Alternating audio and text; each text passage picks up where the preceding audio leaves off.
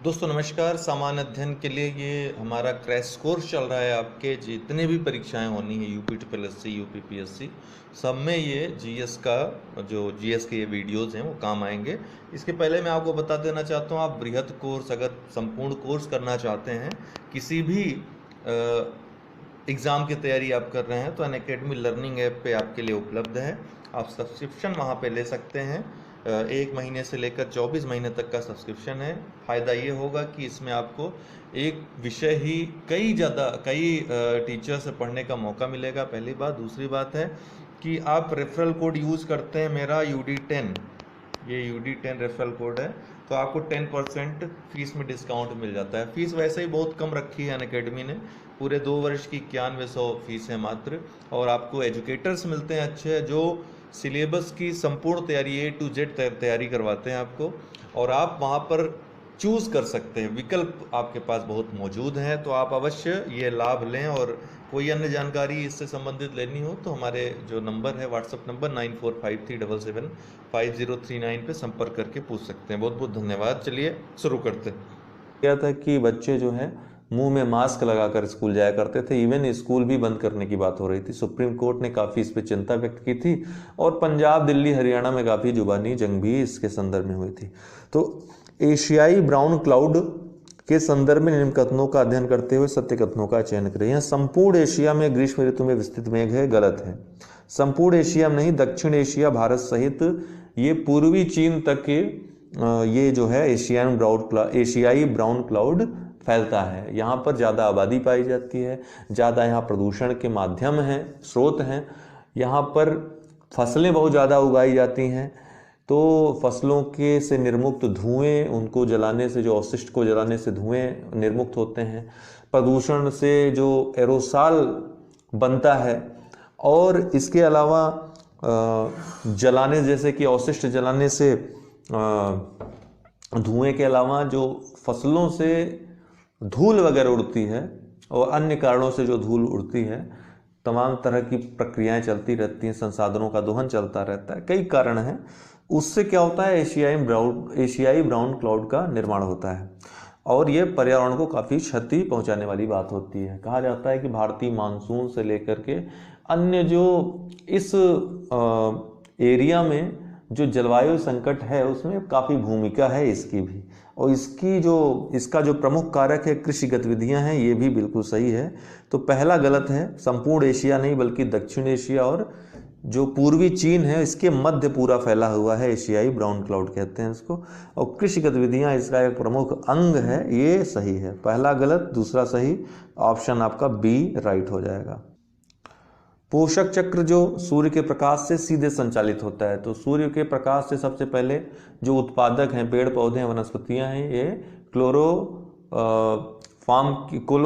Chlorophyll की उपस्थिति में क्या करते हैं, ये बनाते हैं भोजन, ठीक है, प्रकाश संश्लेषण की क्रिया से, जिसमें इनको आवश्यकता किस चीज़ की पड़ती है, प्रकाश, सूर्य के प्रकाश की और कार्बन डाइऑक्साइड की। तो कार्बन डाइऑक्साइड को सूर्य के प्रकाश के साथ ग्रहण करके ये प्रकाश संश्लेषण की क्रिया करते हैं, भोजन बनाते हैं और कार्बन का स्थिरीकरण करते हैं। किसके रूप में, कार्बोहाइड्रेट्स के रूप में, ठीक, कार्बन का स्थिरीकरण करते हैं। उसके बाद इसको उपभोक्ता, जब ये पूरे खाद्य श्रृंखला में जाती है, तो अंततः कार्बन निर्मुक्त हो जाती है। तो कार्बन चक्र में जो है प्रकाश का सीधे संचलन होता है, सी इसका उत्तर होगा, कार्बन चक्र। भारत की जलवायु परिवर्तन पर प्रथम राष्ट्रीय क्रिया योजना कब प्रकाशित हुई? ये आया हुआ प्रश्न है, महत्वपूर्ण है, ठीक है, एग्जाम्स के लिए आपके। वर्ष 2008 में एक विस्तृत क्रिया योजना भारत ने जलवायु परिवर्तन पर प्रकाशित की। कब? वर्ष 2008 में। भारत की जलवायु परिवर्तन पर प्रथम राष्ट्रीय क्रिया योजना का प्रकाशन वर्ष 2008 में किया गया। इसके अंतर्गत निर्वाह योग्य विकास हेतु भारत के दृष्टिकोण व उन कदमों को शामिल किया गया जो उसे प्रभावपूर्ण ढंग से क्रियान्वयन हेतु उठाना चाहिए। आपको मैं बता दूं दोस्तों कि अगर आप अनअकैडमी पे पूरी पढ़ाई करना चाहते हैं कोई कोर्स की, जैसे आपको BEO का कोई कोर्स करना है, तो वहाँ पर आपको प्लस क्लासेज, आप अनअकैडमी ऐप डाउनलोड इंस्टॉल करेंगे तो आपको वहाँ पर प्लस क्लास का एक मिलेगा ऑप्शन, वहाँ पर आप जाएंगे तो आपको पेड क्लासेस वहाँ कुछ मिलेंगी, कुछ पैसे आपको पेड करने होंगे। आप ये याद रखिएगा UD10, ये जब आप रेफरल कोड वहाँ पे पूछेगा यूज़ करेंगे तो आपको वहाँ 10% डिस्काउंट मिल जाएगा किसी भी कोर्स में।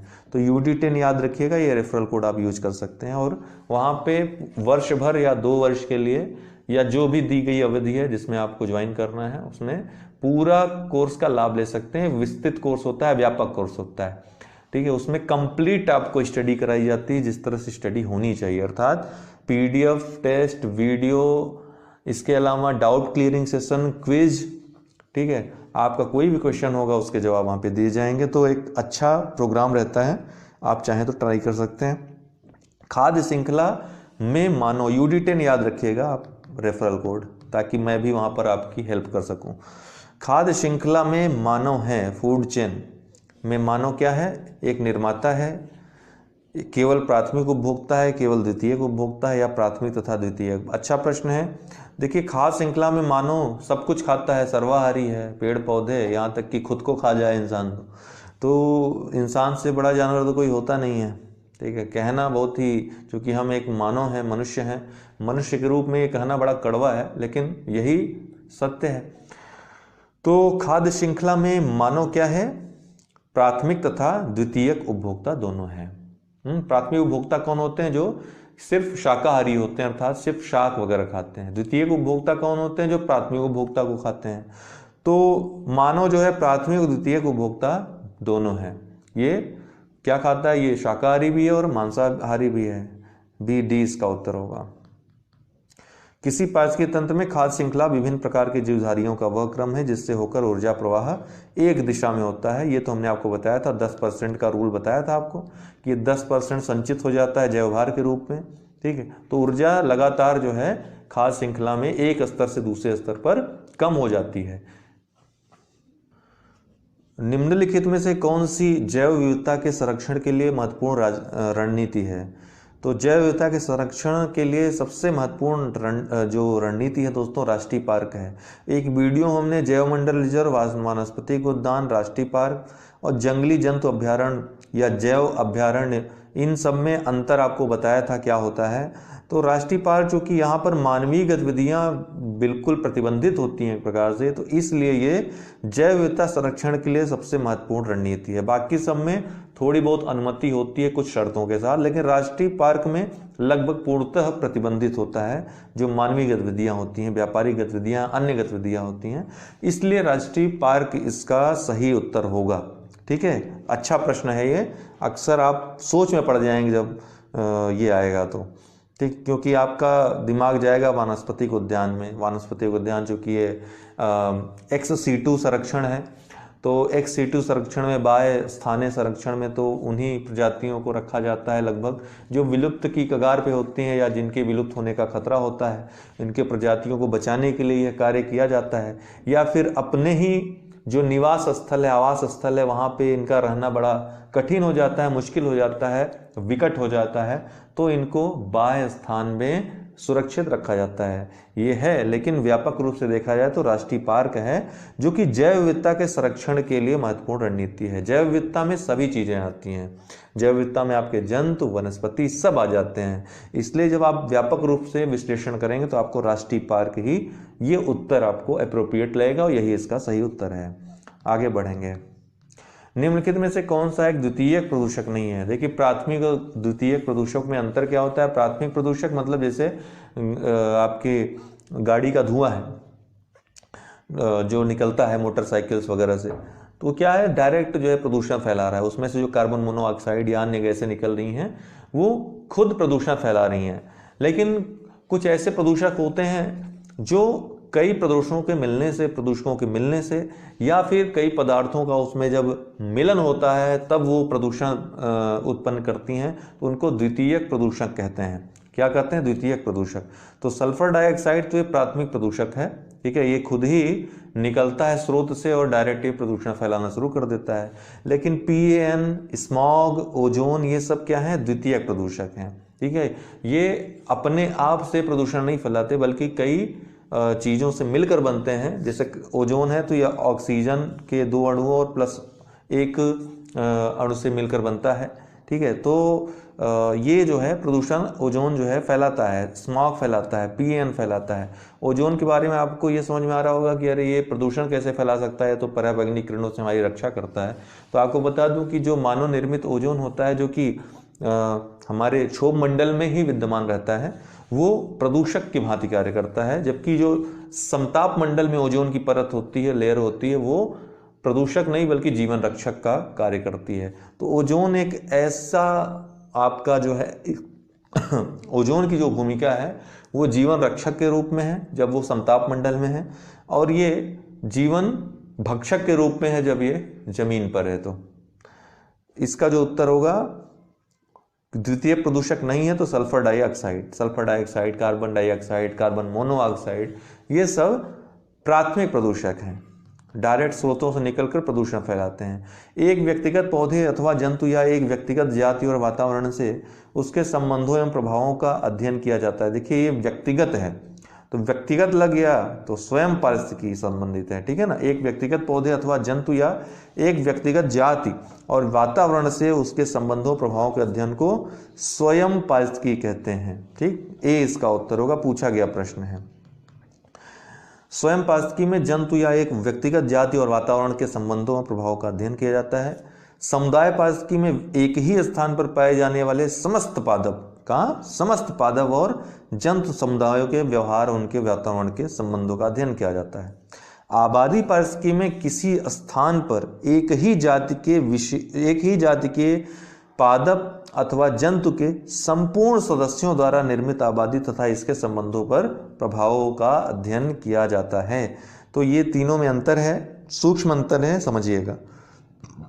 धान का पौधा नाइट्रोजन को किस रूप में ग्रहण करता है? तो धान का पौधा नाइट्रोजन को, देखिए अन्य जो महत्वपूर्ण जितने भी अधिकांश पौधे हैं वो नाइट्रोजन को नाइट्रेट के रूप में ग्रहण करते हैं। ठीक है, लेकिन धान का पौधा आपको रेयर ऐसा पौधा मिलेगा जो नाइट्रोजन को अमोनियम के रूप में ग्रहण करता है। ठीक, अंतर है, ये बहुत ही सूक्ष्म अंतर है, समझिएगा इस चीज को।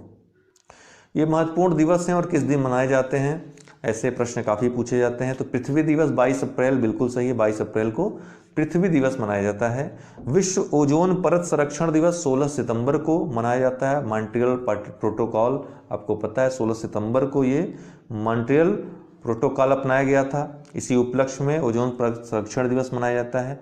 विश्व जैव विविधता संरक्षण दिवस ये 22 मई को मनाया जाता है, ये भी बिल्कुल सही है।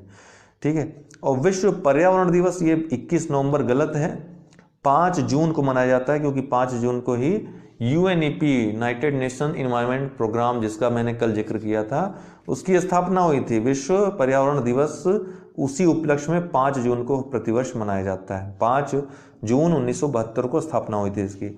अब आपको ये बता दूं कि विश्व पर्यावरण संरक्षण दिवस, याद रखिएगा ये विश्व पर्यावरण दिवस है, तो विश्व पर्यावरण संरक्षण दिवस ये किस दिन मनाया जाता है? तो ये 26 नवंबर को मनाया जाता है। ध्यान में रखिएगा, ये आपसे कभी विश्व पर्यावरण दिवस और विश्व पर्यावरण संरक्षण दिवस में कंफ्यूजन हो सकती है। नीलगिरी तहर का विचरण स्थल है। नीलगिरी तहर का विचरण स्थल कहाँ है, कहाँ विचरित होता है ये? तो तमिलनाडु में, तमिलनाडु का आपको बता दूं नीलगिरी तहर ये पशु है एक, जो कि तमिलनाडु का राष्ट्रीय पशु भी है। तो पूछ सकता है कभी, तमिलनाडु का राष्ट्रीय पशु कौन सा है? नीलगिरी तहर है। तो ये कहाँ पाया जाता है? इराविकुलम राष्ट्रीय पार्क में। ठीक है, नीलगिरी कहाँ पर विस्तृत है? 3 राज्यों में विस्तृत है। कहाँ कहाँ? कर्नाटक, तमिलनाडु, केरल में। तो ये जो है, अच्छा हाँ, नीलगिरी के बारे में जानते रहिए कि ये पश्चिमी घाट और पूर्वी भाग का मिलन स्थल है। दोनों को, या आप कह सकते हैं दोनों को विभाजित करता है, ये इनका मिलन स्थल है पश्चिमी और पूर्वी घाट का। तो इराविकुलम राष्ट्रीय पार्क में नीलगिरी तहर पाया जाता है सबसे ज्यादा, यहीं पर विख्यात है। नीलगिरी तहर तमिलनाडु का राजकीय पशु है। यह इरावली या इराविकुलम राष्ट्रीय पार्क में अधिक संख्या में पाए जाते हैं। इसके अलावा ये आदिमाली वन, साइलेंट वैली जो कि केरला में है, और मुंडनथुराई टाइगर रिजर्व क्षेत्रों में मिलते हैं। इसे भारतीय वन्यजीव संरक्षण अधिनियम 1972 के तहत संरक्षित सूची में भी रखा गया है। ये विभिन्न जो है अभ्यारण्य, बाघ रिजर्व हैं और राज्य किससे संबंधित हैं। तो बांदीपुर ये तो कर्नाटक में है, 3 हो गया इसका। मानस असम में है तो 1 हो गया। नामदफा ये अरुणाचल प्रदेश में 2 हो गया। सिमलीपाल उड़ीसा में है, 4 हो गया। 3 1 2 4, 3 1 2 4, तो डी इसका उत्तर हो जाएगा।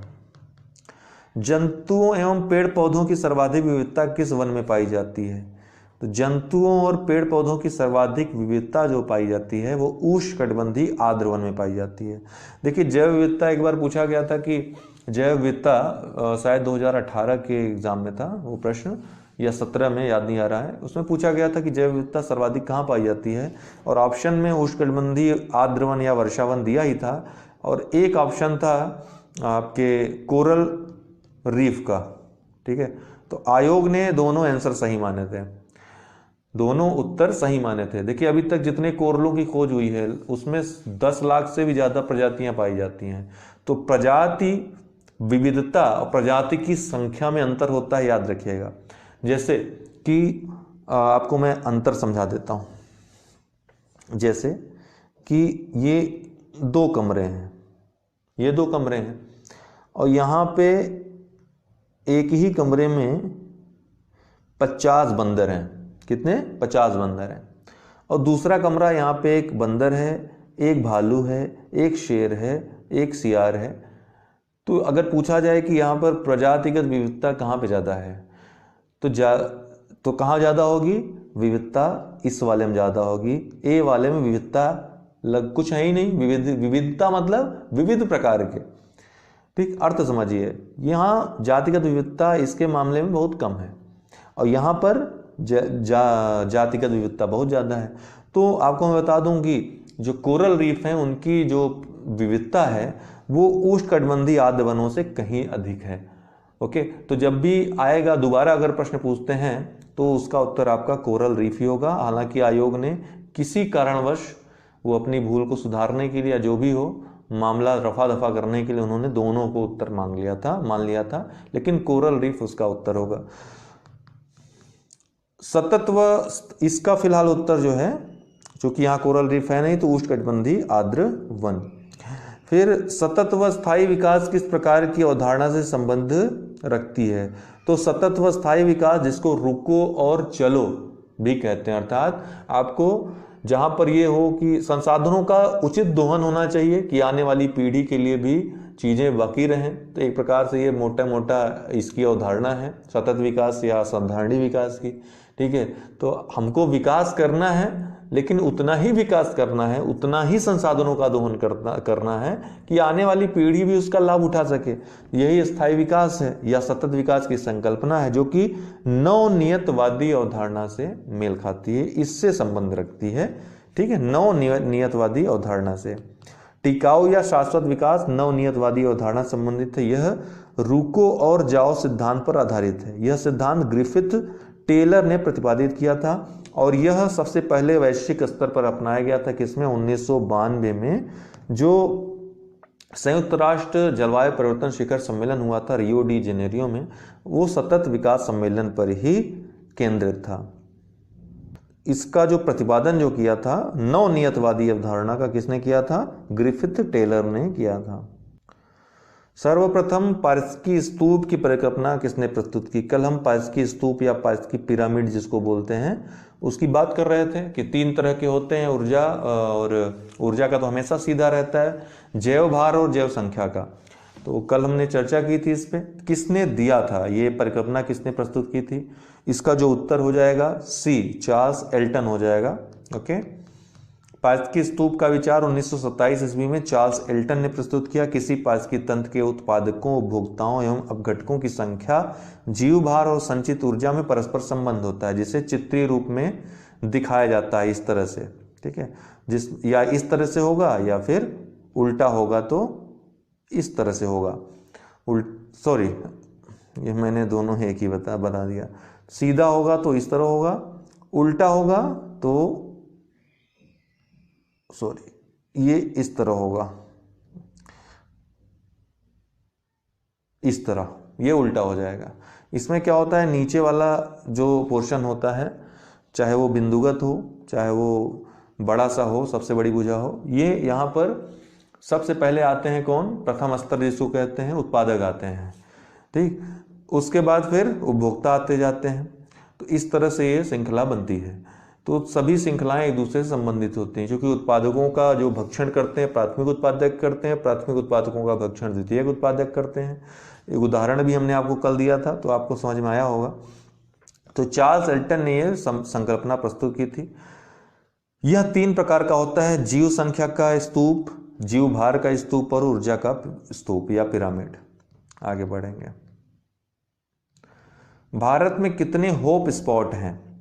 होप स्पॉट क्या होता है? देखिए, एक होता है हॉट स्पॉट। हॉट स्पॉट जो जैव विविधता से समृद्ध स्थल होते हैं, लेकिन उन जीवों को या जैव विविधता को किसी न किसी प्रकार से संकट आसन्न रहे, मतलब यहाँ पर कभी संकट उत्पन्न हो सकता है इनके आवास को, तो ऐसे स्थानों को जैव विविधता का हॉट स्पॉट बोलते हैं। इसी तरह समुद्री क्षेत्र को और संसाधनों को संरक्षित करने के लिए जो संकल्पना है उसको होप स्पॉट कहते हैं। तो होप स्पॉट विश्व में लगभग 50 हैं, उससे अधिक हैं। भारत में 2 होप स्पॉट जो है चिन्हित किए गए हैं समुद्री, जिनको हॉट स्पॉट बोलते हैं। ये हैं कौन? 2 हैं, एक अंडमान है और दूसरा है लक्षद्वीप, अंडमान निकोबार और लक्षद्वीप। तो भारत में 2 चिन्हित किए गए हैं। होप स्पॉट की संकल्पना समुद्री क्षेत्रों की सुरक्षा संबंधित है, जो समुद्र में स्थित अत्यंत संवेदनशील क्षेत्रों की पहचान कर उन्हें सुरक्षित करता है। इस अवधारणा के जनक अमेरिकी समुद्री विज्ञानी सिल्विया अर्ल को माना जाता है। महत्वपूर्ण है, सिल्विया अर्ल। विश्व में होप स्पॉट की संख्या लगभग 50 या उससे अधिक होगी, जबकि भारत में 2 होप स्पॉट हैं, अंडमान निकोबार और लक्षद्वीप। निम्नलिखित क्षेत्रों पर विचार करना है। ये हॉट स्पॉट की बात मैं जो भी कह रहा था। तो भारत में पूछ रहा है, अच्छा जैव विविधता का हॉट स्पॉट कौन कौन सा है? तो इसमें से पूर्वी हिमालय, मात्र एक ही उत्तर होगा। देखिए, पूर्वी हिमालय और पश्चिमी घाट, जो पूर्वी हिमालय के भाग हैं वो, और जो पश्चिमी घाट क्षेत्र है, भारत में जैव विविधता के महत्वपूर्ण जो ये 2 हॉट स्पॉट हैं। बाकी के ये हॉट स्पॉट में नहीं आते हैं। तो इसका जो उत्तर हो जाएगा ओनली 1, एक इसका उत्तर हो जाएगा, ठीक है, 1। खाद्य श्रृंखला के संदर्भ निम्नलिखित में से किस प्रकार के पायतंत्र में खाद्य श्रृंखला के संदर्भ में निम्नलिखित में से किस प्रकार के जीव अपघटक जीव कहलाते हैं? तो जीव कहलाते हैं कौन से? अपघटक जीव, सॉरी, अपघटक जो अपघटन करते हैं और जो पदार्थों को निर्मुक्त करते हैं, तो उनको क्या कहते हैं? वो कौन कौन से होते हैं? जीवाणु और कवक होते हैं। विषाणु की इसमें कोई भूमिका नहीं होती है अपघटन में। तो इसका जो उत्तर हो जाएगा बी और सी, ठीक है, डी, बी और सी इसका उत्तर हो जाएगा। अपघटक के वे जीवी घटक होते हैं जो उत्पादक तथा उपभोक्ताओं की मृत्यु के पश्चात उनके शरीर का अपघटन करते हैं तथा उनसे निर्मित साधारण पदार्थों द्वारा अपना भोजन एवं ऊर्जा प्राप्त करते हैं। इस क्रिया के फलस्वरूप जो जटिल कार्बनिक पदार्थ हैं वो टूटकर nitrogen, carbon dioxide, phosphorus, calcium, लवण में अपघटित हो जाते हैं। अपघटक जीव के अंतर्गत मृतोपजीवी घटक तथा जीवाणु आते हैं, ठीक है, जिसमें कवक आदि भी आते हैं, और जीवाणु, विषाणु इसमें सम्मिलित नहीं है। इनका भू जैव रासायनिक चक्र में बहुत महत्वपूर्ण योगदान रहता है अपघटकों का। निम्नलिखित में से कौन सा तत्व भारत के कुछ भागों में पीने के जल में प्रदूषक के रूप में पाए जाते हैं? तो ये लगभग सभी पाए जाते हैं। आर्सेनिक प्रदूषण आपने सुना ही होगा, सबसे ज़्यादा कहाँ होता है? पश्चिम बंगाल में। हालांकि ये कई स्थानों पे, लेकिन पश्चिम बंगाल में कुछ ज़्यादा ही घातक रूप में है। और फ्लोराइड, यूरेनियम, ये तीनों ही पाए जाते हैं प्रदूषक के रूप में। उपयुक्त सभी इसका उत्तर होगा, ठीक है। तो आज के लिए इतना ही करते हैं दोस्तों। ये वीडियो थोड़ा हमने बाहर रिकॉर्ड किया हुआ है, तो थोड़ी आवाज़ आएगी, बट आपको सुनाई पड़ेगा अच्छे से, ठीक है ना। तो थोड़ी आवाज़ आएगी, थोड़ा डिस्टर्बेंस हो सकती है आपको, जिसके लिए क्षमा चाहता हूँ। विज्ञान प्रौद्योगिकी का ये चल रहा था, प्लेलिस्ट में आप सारी वीडियोस देख सकते हैं। फिलहाल शुरू करते हैं। मतदान के समय मतदाताओं के उंगली पर निशान वाली स्याही में किसका प्रयोग किया जाता है? जो मतदान में आप जाते हैं तो आपकी उंगली में एक बहुत ही गाढ़ी स्याही लगाई जाती है, जल्दी छूटती नहीं है, तो उसमें किसका प्रयोग किया जाता है? तो इसका उत्तर होगा दोस्तों D, silver nitrate. Silver nitrate का प्रयोग किया जाता है, ठीक है, सिल्वर नाइट्रेट का प्रयोग किया जाता है। इसको लूनर कॉस्टिक भी कहते हैं।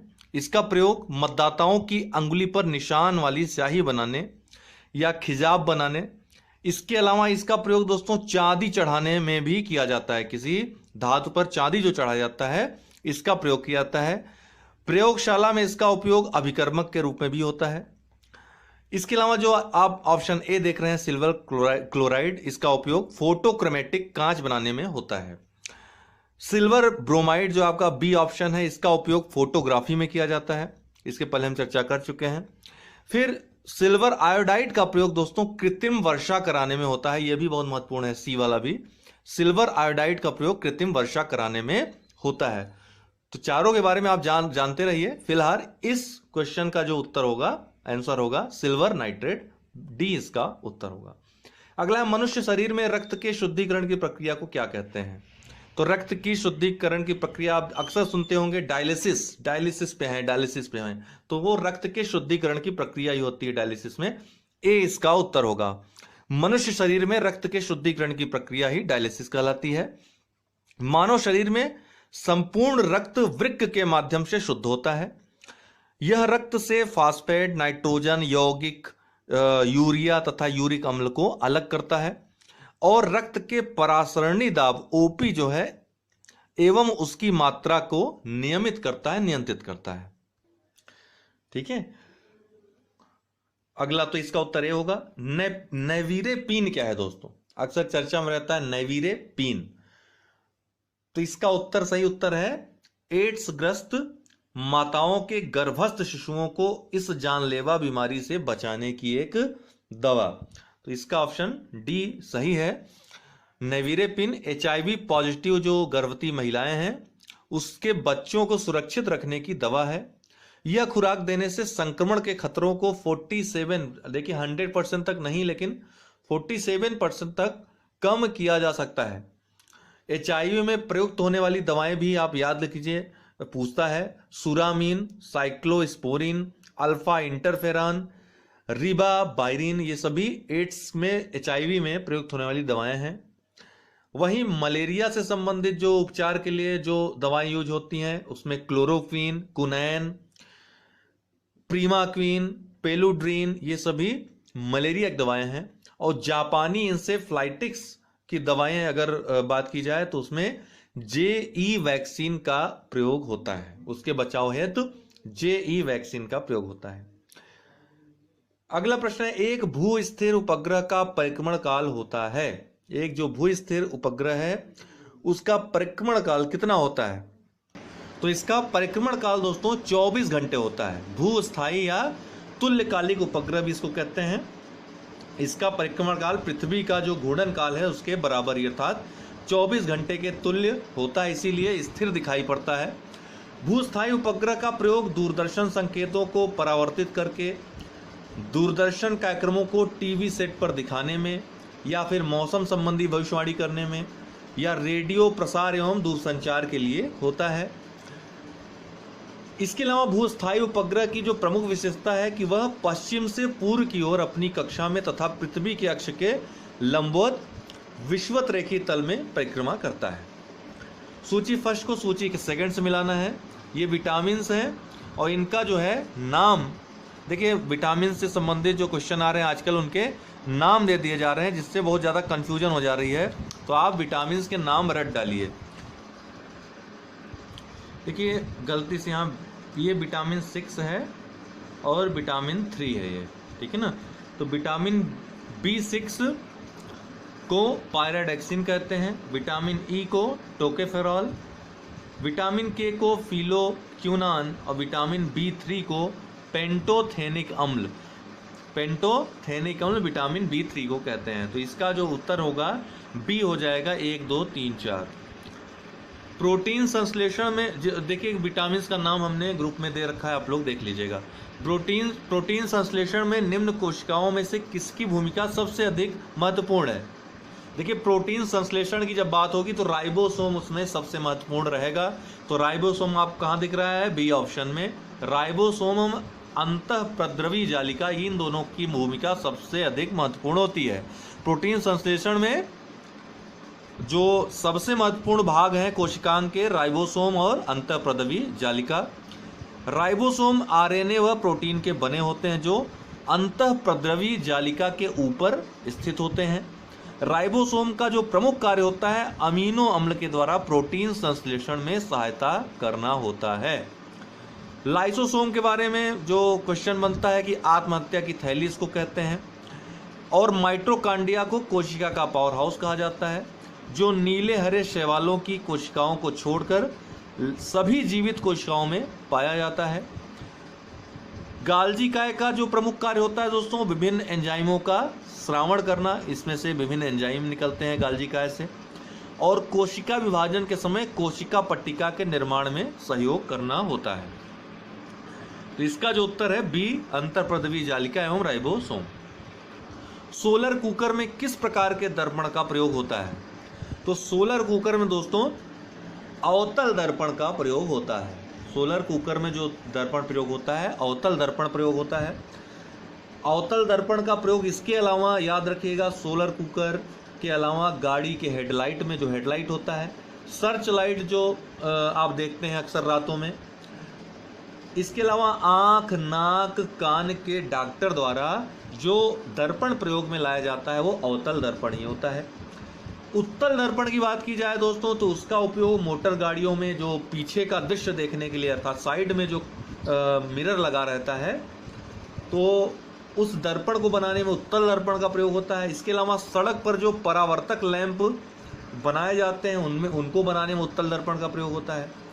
वहीं समतल दर्पण का उपयोग दोस्तों युद्ध के समय बंकर में छिपे सैनिक जो दुश्मन होते हैं उनकी गतिविधियों को देखने और पनडुब्बी जहाज़ों आदि में समतल दर्पण का प्रयोग किया जाता है।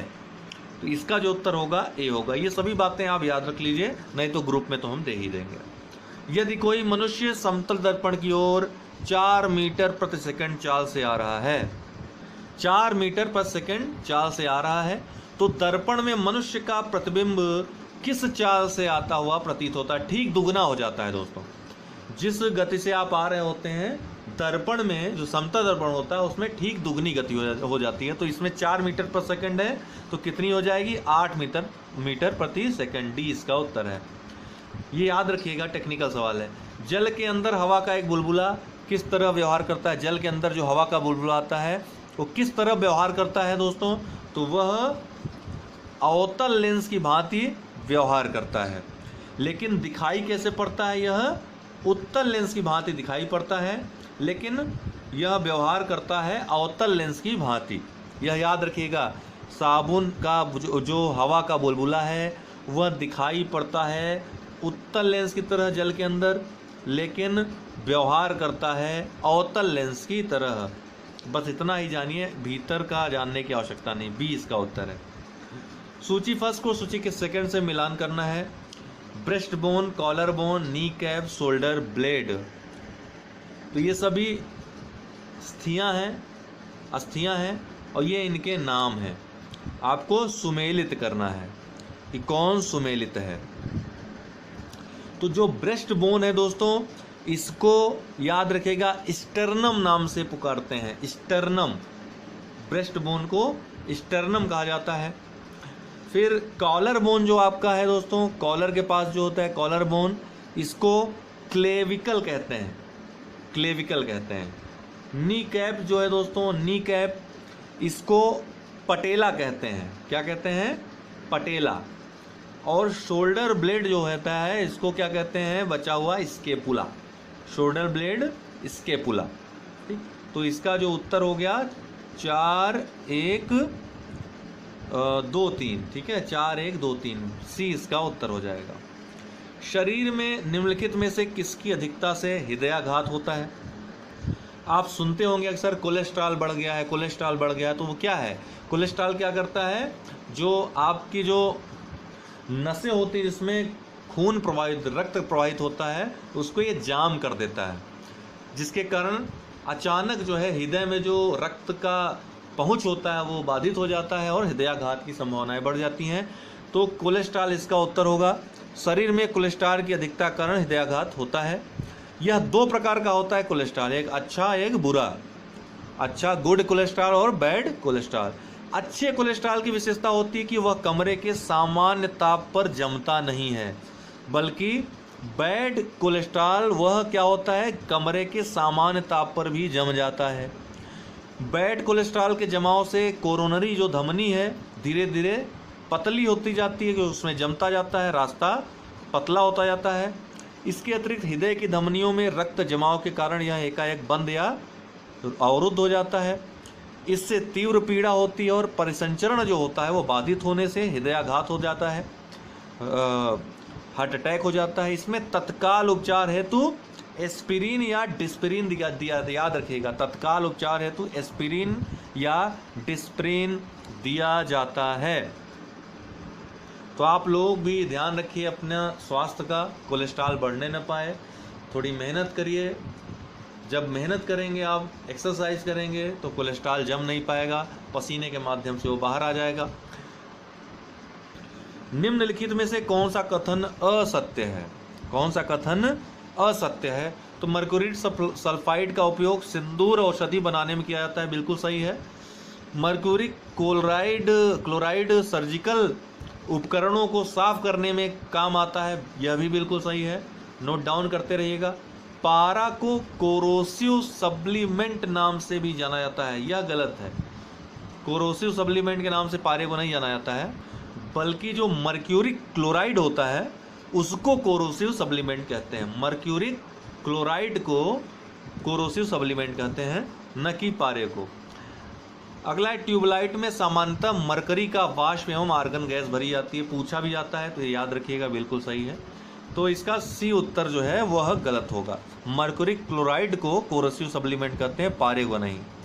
वहीं मर्क्यूरिक जो सल्फाइड है दोस्तों, उसको वर्मीलियन भी कहते हैं। इसका जो उपयोग होता है सिंदूर औषधियों में, मकर ध्वज के रूप में तथा जलरंग निर्माण में होता है। पारे की जहाँ तक बात है, सफ़ेद एवं चमकीली धातु है, आप अक्सर डॉक्टर्स के पास देखते होंगे, थर्मामीटर में देखते हैं पारे का इस्तेमाल होता है, जिसका प्रतीक Hg, इसको Hg के रूप में देखा जाता है। इसकी परमाणु संख्या जो परमाणु क्रमांक है 80 है। पारा का मुख्य अयस्क जो है सिनेबार है, जो मुख्यतः USA, मैक्सिको तथा इटली में पाया जाता है। तो पारे का जो मुख्य अयस्क है वो क्या है? सिनेबार। सिनेबार ज़्यादातर USA, अमेरिका, मैक्सिको और इटली आदि में पाया जाता है। अगला प्रश्न है, क्षय रोग TB मानव शरीर के किस भाग को सर्वाधिक प्रभावित करता है? तो रोग और किस भाग को प्रभावित करता है ये हम ग्रुप में शेयर कर देंगे, कौन कौन से रोग किस किस भाग को प्रभावित करते हैं। अक्सर प्रश्न आता है PCS में। फिलहाल जो क्षय रोग है दोस्तों, यह फेफड़े को प्रभावित करता है, फेफड़ा इससे प्रभावित होता है। क्षय रोग एक बैक्टीरिया से, जीवाणु से फैलने वाला रोग है। माइकोबैक्टीरिया ट्यूबरक्लोसिस उस जीवाणु का नाम है। यह बीमारी सर्वाधिक फेफड़ों को ही प्रभावित करती है, किंतु इसका दुष्प्रभाव फेफड़े के अलावा स्पाइन, ब्रेन, एब्डोमेन आदि अंगों पर भी पड़ता है, लेकिन मुख्यतः फेफड़े पर पड़ता है। BCG जो है वह टीका है एक प्रकार का, एंटी TB क्षय रोग के खिलाफ एक टीका है BCG का, तथा विलिसिन इस रोग की नवीनतम दवा है। हालांकि और भी दवाएं आ गई हैं, अपडेट कर लेंगे। इस रोग के उपचार हेतु स्ट्रेप्टोमाइसिन का इंजेक्शन दिया जाता है। इस रोग के उपचार हेतु स्ट्रेप्टोमाइसिन का इंजेक्शन दिया जाता है। इसके अलावा DDT भी एक प्रक्रिया है इसके उपचार की। अंगूर में प्रचुर मात्रा में पाए जाने वाला ऑर्गेनिक अम्ल है। अंगूर में जो पाया जाता है, कौन सा ऑर्गेनिक अम्ल पाया जाता है? तो टार्टरिक अम्ल अंगूर में पाया जाता है। टार्टरिक अम्ल अंगूर और इमली दोनों में टार्टरिक अम्ल पाया जाता है। इसका उपयोग, जो टार्टरिक अम्ल है, इसका उपयोग दोस्तों बेकिंग पाउडर बनाने में भी होता है। एसिटिक अम्ल दोस्तों सिरके और अन्य फलों के रसों से मुक्त अवस्था में पाया जाता है। ये सिरके में पाया जाता है एसिटिक अम्ल, और कई फलों में भी उनके रसों में मुक्त अवस्था में पाया जाता है। सेल्यूलोज जो है वो एसीटेट के रूप में यह रेयान तथा फोटोग्राफिक फिल्म बनाने में भी प्रयोग होता है। सेल्यूलोज एसीटेट के रूप में एसिटिक अम्ल फोटोग्राफिक फिल्म और रेयान के निर्माण में भी प्रयोग होता है। वहीं मैलिक अम्ल का निर्माण दोस्तों सभी जीवों द्वारा होता है। यह प्रमुखतः सेब में पाया जाता है। तो लगभग जितने जीव हैं वो मैलिक अम्ल का निर्माण करते हैं। इसके अलावा यह सेब में पाया जाता है। साइट्रिक अम्ल दोस्तों, यह जो खट्टे फल होते हैं साइट्रस, उनमें पाया, जैसे संतरा हो गया, मौसम्मी हो गया, इन सब में पाया जाता है। वहीं घास के पत्ते में बेंजोइक अम्ल पाया जाता है। चुंबकीय बल रेखाओं से संबंधित निम्न कथनों पर विचार कीजिए। जो चुंबकीय बल रेखाएं हैं उनसे संबंधित कथन है। दो बातें याद रखिएगा कि चुंबकीय क्षेत्र जहां पर मजबूत होगा, जहां मजबूत चुंबकीय क्षेत्र होगा, प्रबल होगा, वहां पर बल रेखाएं पास पास होंगी, नज़दीक होंगी। और जहां पर जो चुंबकीय क्षेत्र है कमज़ोर होगा, बल रेखाएं दूर दूर होंगी। तो पहली बात तो ये, तो पहला स्टेटमेंट गलत हो जाता है। दूसरा स्टेटमेंट है दो बल रेखाएं एक दूसरे को समकोण पर काटती हैं। बिल्कुल नहीं, जो चुंबकीय बल रेखाएं हैं वो एक दूसरे को कभी भी नहीं काटती हैं, समांतर होती हैं। तो दोनों ही गलत है, डी इसका उत्तर हो जाएगा। निम्नलिखित द्रव्यों में से किसकी श्यानता सबसे अधिक होती है? देखिए श्यानता क्या होता है दोस्तों, श्यानता कोई द्रव है तो उसमें कई लेयर्स होती हैं। तो इस लेयर में जब गति होगी तो ये लेयर उसका विरोध करता है, ठीक है। तो सापेक्षिक विरोध जो होता है उसी को श्यानता कहते हैं। ये गुण होता है द्रवों का। तो श्यानता द्रव का वह गुण है जिसके कारण वह विभिन्न परतों में होने वाली आपेक्षिक गति का विरोध करता है। यह पूछा गया प्रश्न है, इसका उत्तर होगा दोस्तों ग्लिसरीन। ग्लिसरीन की श्यानता जो है सबसे अधिक होती है, जो 4 ऑप्शन दिए हैं। श्यानता द्रवों के गाढ़ेपन पर निर्भर करता है, कितना गाढ़ा है वह द्रव। जो द्रव जितना गाढ़ा होगा उसकी श्यानता उतनी ही अधिक होगी। ग्लिसरीन पानी से अधिक गाढ़ा होता है, इसलिए ग्लिसरीन की श्यानता सर्वाधिक होगी।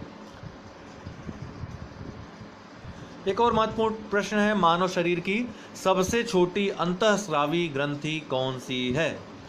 तो एकमात्र पीयूष ग्रंथि सबसे छोटी अंतःस्रावी ग्रंथि है। पीयूष ग्रंथि अन्य अंतःस्रावी ग्रंथियों के श्रावण को, लैंगिक विकास, वृद्धि, स्वास्थ्य आदि को यह नियंत्रित करती है। तो इसे मास्टर ग्लैंड भी कहते हैं, नियंत्रित करती है। वहीं थायराइड जो ग्लैंड होती है, ग्रंथि, शरीर की सबसे बड़ी अंतःस्रावी ग्रंथि होती है।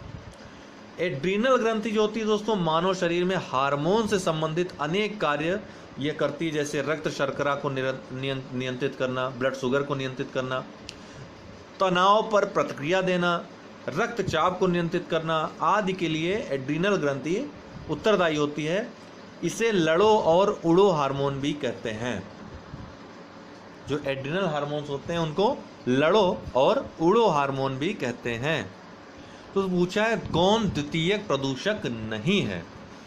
देखिए प्राथमिक प्रदूषक और द्वितीयक प्रदूषक में अंतर क्या होता है? प्राथमिक प्रदूषक जो डायरेक्ट स्रोत से निकलते हैं, जैसे कार्बन डाइऑक्साइड हो गया, सल्फर डाइऑक्साइड हो गया, ठीक, ये सभी क्या आते हैं? नाइट्रोजन डाइऑक्साइड, ये डायरेक्ट स्रोत से निकलते हैं। कार्बन मोनोऑक्साइड हो गया। लेकिन पीएन, स्मॉग, ओजोन, ये सभी क्या है?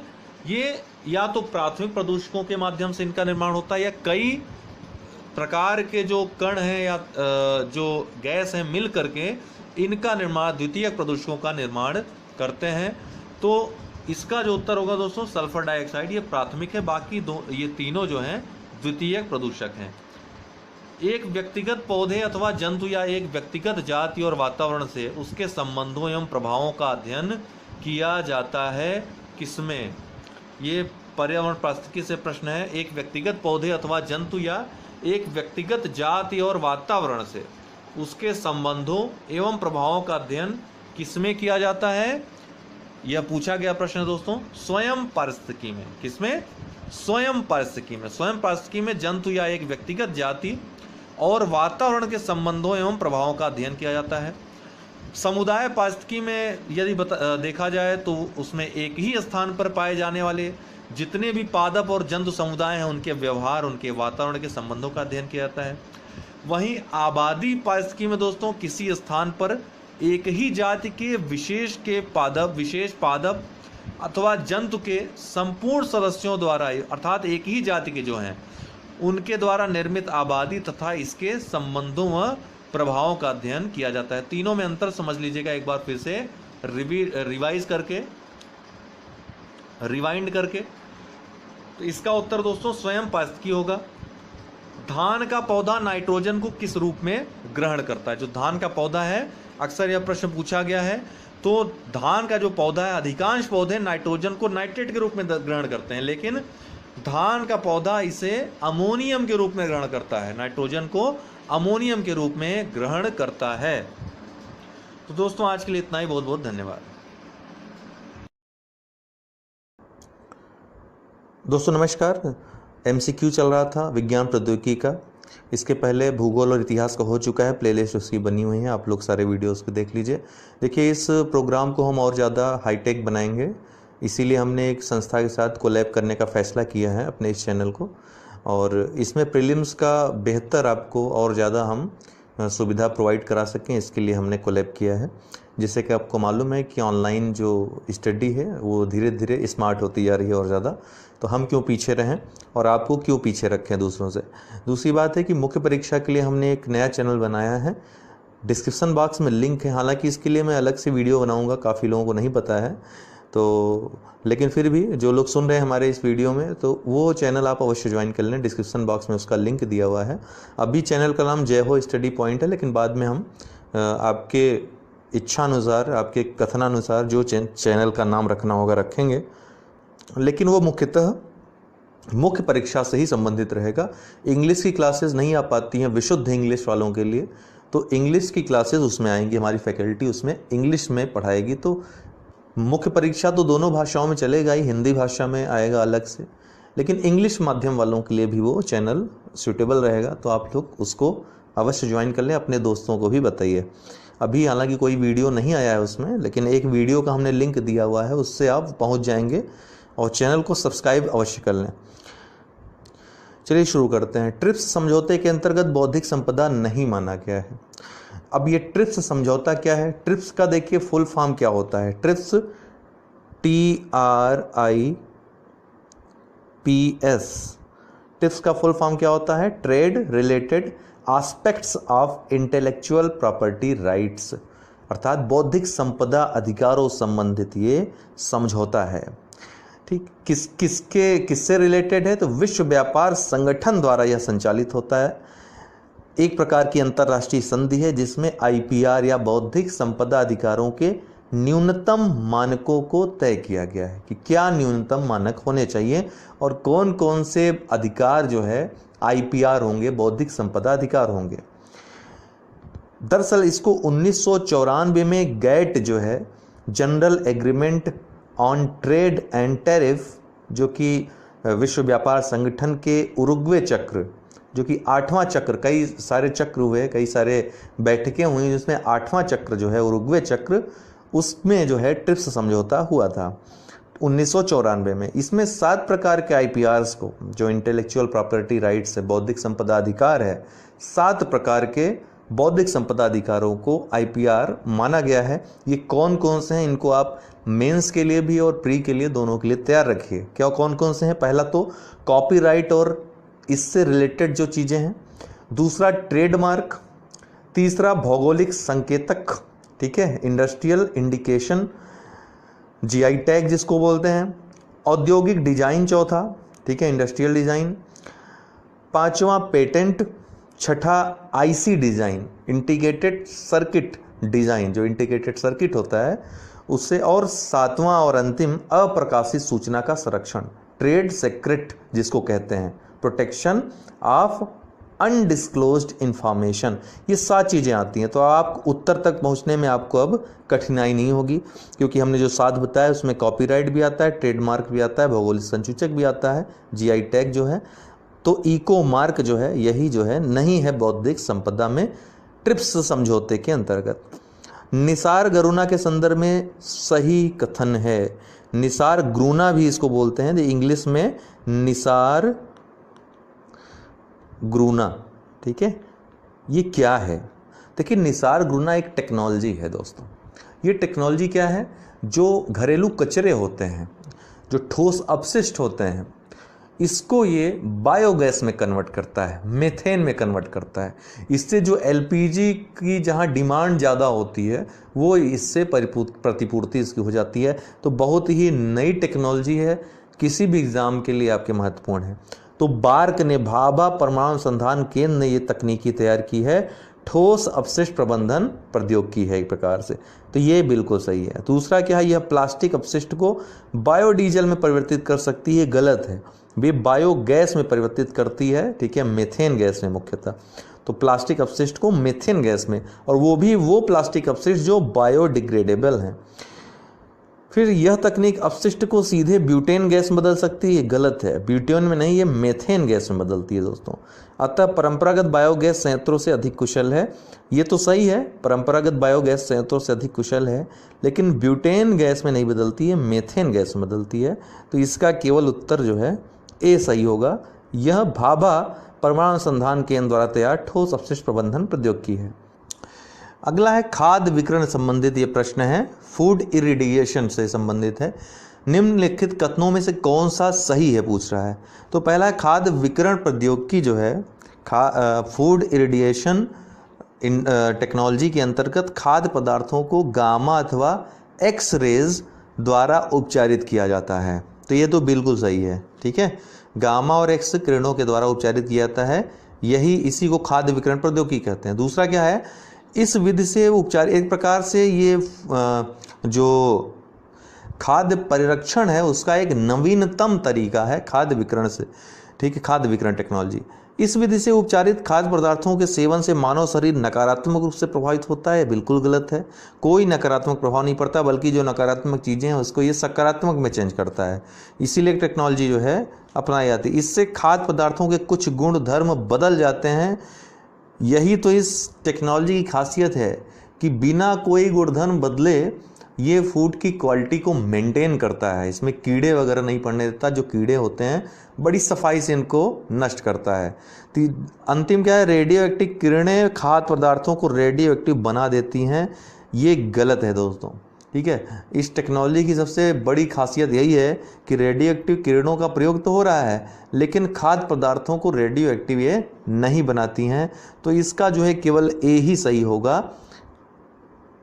दरअसल दोस्तों ये खाद्य विकिरण जो है ये किस सिद्धांत पे आधारित है, ये एक सिद्धांत है साइंस में कि जब किसी जो विनाशकारी जीव है या जीवाणु है जो खाने को नुकसान पहुंचा रहा है, उस पे अगर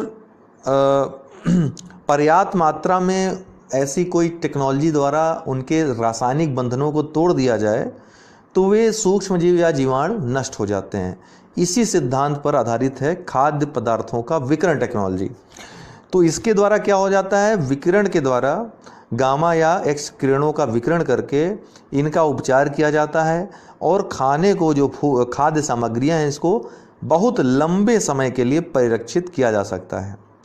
तो विकिरित पदार्थों में न तो कीड़े लगते हैं न ही वे सड़ते हैं, और इस टेक्नोलॉजी के द्वारा जो महत्वपूर्ण चीज़ें हैं जो समय समय पर जिनकी डिमांड बहुत ज़्यादा बढ़ जाती है और पूर्ति उतनी नहीं हो पाती, जैसे आलू हो गया, प्याज हो गया, फल जो बहुत ज़्यादा सड़ने के भी चांसेस होते हैं इनके, तो इनको परिरक्षण इनका किया जा सकता है इस टेक्नोलॉजी के द्वारा। अगला प्रश्न है, रक्त क्या होता है, संयोजी ऊतक होता है कि उपकल्पित ऊतक होता है, कौन सा ऊतक होता है। तो रक्त जो है ब्लड ये कनेक्टिव टिश्यू है दोस्तों, ये इसका उत्तर है। कई बार यह प्रश्न आ चुका है लेकिन चूंकि महत्वपूर्ण है इसलिए मैंने इसमें शामिल कर लिया। संयोजी ऊतक है, कनेक्टिव टिश्यू है। जो रक्त जो है वो रुधिर वाहिनियों में प्रवाहित होता है, ठीक, और ये तरल संयोजी ऊतक है। और रक्त के जो तरल भाग हैं उनको हम प्लाज्मा कहते हैं, रक्त के तरल भाग को प्लाज्मा कहते हैं। और इसी प्लाज्मा में रुधिर जो कणिकाएं होती हैं वो तैरती रहती हैं, जो ब्लड सेल्स होते हैं वो इसी प्लाज्मा में ही तैरते हैं। पूछता है कि मानव शरीर में रक्त की मात्रा, स्वस्थ मानव के शरीर में रक्त की मात्रा कितनी होती है। लगभग 5 से 6 लीटर होती है दोस्तों, ठीक है। अगला कथन देखिए बहुत सरल है, प्रकाश संश्लेषण संबंधित है, फोटोसिंथेसिस से। पृथ्वी पर कुल प्रकाश संश्लेषण का 90% भाग जलीय पौधों एवं शैवालों द्वारा होता है। बिल्कुल सही है, ठीक है। लगभग 90% भाग प्रकाश संश्लेषण का जो जलीय पौधे हैं और शैवाल हैं उनके द्वारा होता है, जिसमें 85% भाग समुद्र में, जो कि समुद्र में शैवाल मुख्यतः पाए जाते हैं उनके द्वारा, और 5% भाग जो है नदी और तालाब में जो स्थित वनस्पतियां हैं, जलीय पौधे और शैवाल, उनके द्वारा होता है। ठीक है। और दूसरा जो है 30 से 35% तापक्रम प्रकाश संश्लेषण की उच्च दर है। ठीक है, ये भी बिल्कुल सही है, ये उच्चतम अवस्था है। ठीक है, इससे अधिक का प्रकाश भी हानिकारक है। किसी स्टूडेंट ने हमसे पूछा था कि क्या फोटोसिंथेसिस ये कृत्रिम भी हो सकता है? बिल्कुल हो सकता है, कृत्रिम भी हो सकता है। बल्ब आदि की रोशनी में भी पौधे प्रकाश संश्लेषण की क्रिया करते हैं। ठीक है ना। तो इसका जो है आंसर दोस्तों दोनों सही है, सी इसका उत्तर होगा। लिपिड्स का पाचन निम्नलिखित में से किसकी उपस्थिति में होता है? तो देखिए, लिपिड्स का पाचन तो मुख्यतः लाइपेज करता है। ये लाइपेज जो है आंत से निकलता है। ठीक है, प्रमुख पाचक एंजाइम है, ये एक एंजाइम है लाइपेज, ये लिपिड्स का पाचन करते हैं। लेकिन जो पित्त रस है, जो पित्त अम्ल है, ठीक है, बाइल जो जूस है, इसको बाइल जूस कहते हैं इंग्लिश में, ये भी एक क्षारीय तरल है और इसमें कोई एंजाइम तो नहीं होता, लेकिन फिर भी यह लिपिड्स के पाचन और अवशोषण में महत्वपूर्ण भूमिका निभाता है। लेकिन पेप्सिन दोस्तों जो है ये प्रोटीन का पाचन करता है, प्रोटीन के पाचन में महत्वपूर्ण भूमिका निभाता है। तो इसमें जो है उत्तर जो है पित्त अम्ल और लाइपेज दोनों होगा, ए और बी दोनों इसका उत्तर होगा, डी इसका सही उत्तर है। निम्नलिखित में से किन क्षेत्रों में अतिचालकता प्रभाव का प्रयोग किया जाता है? अतिचालकता मतलब सुपर कंडक्टिविटी। देखिए दोस्तों, चालक होते हैं जिसमें करंट बहती है, जिसमें विद्युत धारा बहती है, उसमें कुछ न कुछ प्रतिरोध पाया जाता है। विभिन्न धातुओं के तारों का भिन्न भिन्न प्रतिरोध होता है। तो जो सामान्य विद्युत के नियम हैं, जो इलेक्ट्रिक के नियम हैं, इलेक्ट्रिकल्स के जो नियम हैं, वो इसमें लागू होते हैं। लेकिन 1911 में एक वैज्ञानिक थे केमरलिंग ओन्स, नाम याद रखिएगा, केमरलिंग ओन्स। उन्होंने देखा एक तांबे के तार में कि एक निश्चित ताप के नीचे यदि उसको ठंडा किया जाता है तो उसमें जो प्रतिरोधकता होती है वो समाप्त हो जाती है। ठीक है, प्रतिरोध जो है शून्य हो जाता है। तो इसी को उसने सुपर कंडक्टिव अतिचालकता नाम दिया, क्योंकि ऐसे में जब प्रतिरोध शून्य हो जाता है तो चालकता क्या हो जाती है? अनंत हो जाती है, चालकता अनंत हो जाती है। ठीक है, याद रखिएगा, ये भी आता है कि चालकता कितनी होती है, इसकी अतिचालक की चालकता कितनी होती है तो अनंत होती है, प्रतिरोधकता कितनी होती है? प्रतिरोध शून्य हो जाता है। प्रतिरोध होता क्या है? सामान्य भाषा में दोस्तों प्रतिरोध मतलब विद्युत धारा का प्रतिरोध करना। ठीक है, जितनी करंट बह रही है उस करंट का विरोध करना, और जो वास्तविक करंट है और जो आदर्श करंट है उसमें अंतर उत्पन्न हो जाना, यही है प्रतिरोध प्रभाव। अब तक लगभग 20 या उससे अधिक ऐसे धातुएं खोजी जा चुकी हैं जिसमें एक निश्चित ताप पे नीचे अगर ठंडा किया जाए तो वो अतिचालक प्रभाव उत्पन्न करती हैं। उस निश्चित ताप को ही क्रांतिक ताप कहा जाता है, क्रिटिकल टेम्परेचर कहा जाता है। कई बार ये भी पूछा गया है। तो इसका उपयोग किसमें किया जा सकता है? ढेर सारे उपयोग हैं अतिचालक के। बिना क्षति के विद्युत ऊर्जा संचालन, बिल्कुल सही। शक्तिशाली चुंबकीय क्षेत्रों की स्थापना, ये भी बिल्कुल सही है। चिकित्सा क्षेत्र में, ये भी बिल्कुल सही है। तो ये तीनों ही सही होगा, ये भी सही है।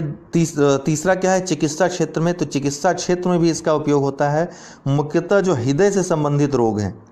ठीक है, एक डिवाइस है उसका नाम है अतिचालकीय क्वांटम इंटरफेरेंस डिवाइस, स्क्विड जिसको कहते हैं। स्क्विड के बारे में पूछा भी जा चुका है कई बार। तो स्क्विड, इसका प्रयोग हृदय रोग के उपचार में होता है। ये अतिचालक सिद्धांत पर ही आधारित है।